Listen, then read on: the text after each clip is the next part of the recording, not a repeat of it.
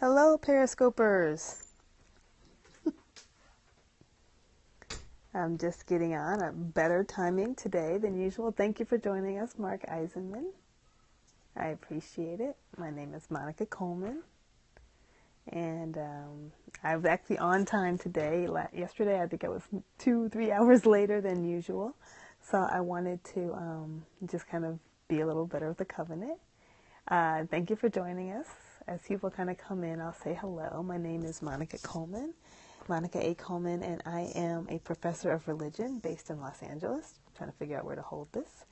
Thank you for joining us, Ms. ARW. I've missed you. Just saying, I am a professor of religion based in Los Angeles. And I am the author of the forthcoming book, Bipolar Faith, A Black Woman's Journey with Depression and Faith. And I get on here just for a little bit every day. Hello, V Simone 316. I come on for a minute or so every day, just a couple minutes every day, weekday, to talk about the questions people ask me the most. Thank you for the love. And the questions I get asked the most are, what are my spiritual practices? And what are the things I do to live faithfully with a depressive condition? Thank you for the love. And so, and talk a little bit about the making of the book, Bipolar Faith. So today I want to talk about miracles. If you're like me, you grew up thinking that miracles are when someone makes the impossible happen. Thank you for joining us, Trackside KD. That miracles are things like Jesus walking on the water, or turning water into wine.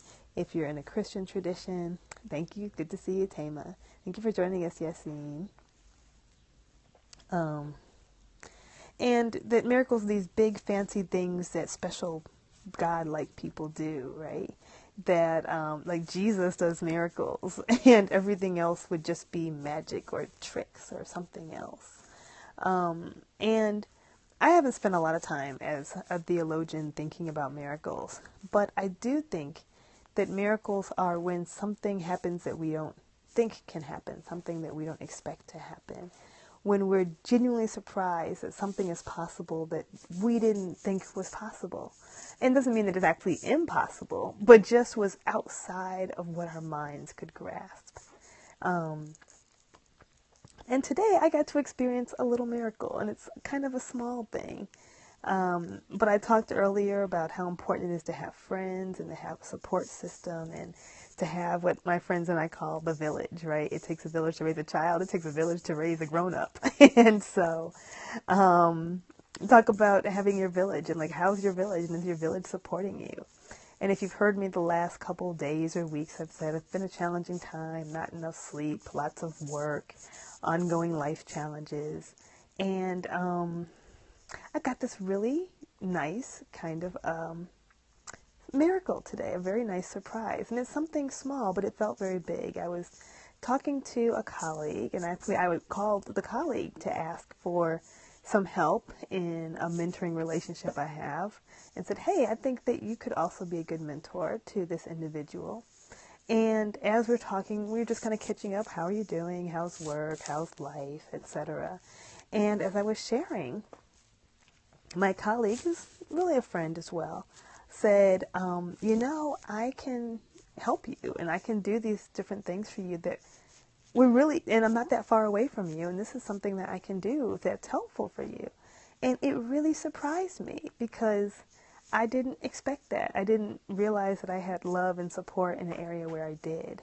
I wasn't looking for it. I didn't ask for it, but it just came, and it wasn't in the realm of what I was thinking of as possible. And I was like, that's a miracle. And I didn't say like, hey, you're my miracle today. But that's what it felt like. This was something that was surprising, that I didn't think was possible. It wasn't in the list of plans I made. But here was some support and some help and some camaraderie, really, that I didn't know was there. And so for me, that was a miracle. And I think that in a way, people who live with depressive conditions get to experience more miracles, because sometimes we don't think that much is possible. Sometimes we because of the way the condition affects us. We have such low expectations. We don't think anyone loves us, anyone cares about us, anyone is there for us. I mean, that's kind of how it works. And so we can be surprised when people really are. And I think this is something all of us can experience. And I think there's so much power in naming it as a miracle. That miracles aren't these really far away things that only special holy people like Jesus do, like walking on the water or turning water into wine. But that when we are surprised in these amazing, pleasant ways about things we didn't expect, that's a miracle. And even cooler, that we can be someone else's miracle. That it doesn't have to be mystical, it doesn't have to be magic, although mystical stuff and magic is very cool. We could talk more about that, I think. But that we can be someone's miracle. We can be something that they need present for them and be supportive for them. And so that's what I wanted to say. And I think that we all need miracles. Sometimes we get the chance to be a miracle. But that's a big part, I think, of what makes God, God, right? Is that we're constantly surprised by what's new, what's possible, what's bigger and bolder and grander and more exciting and loving than anything that we can imagine.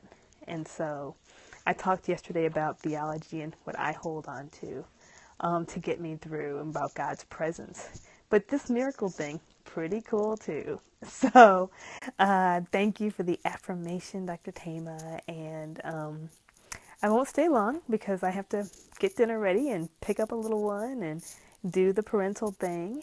But thank you for joining us. I am the author of the forthcoming book, Bipolar Faith, A Black Woman's Journey with Depression and Faith.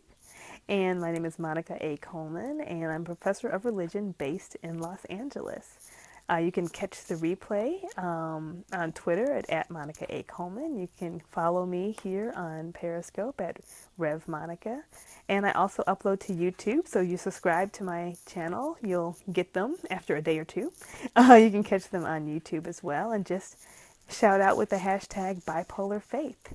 It's so good to see all of you here. I've missed some of you from the beginning, but thank you for joining. It means so much. And if you just want to catch the earlier thoughts on miracles, just jump in there. It's so good to see you too.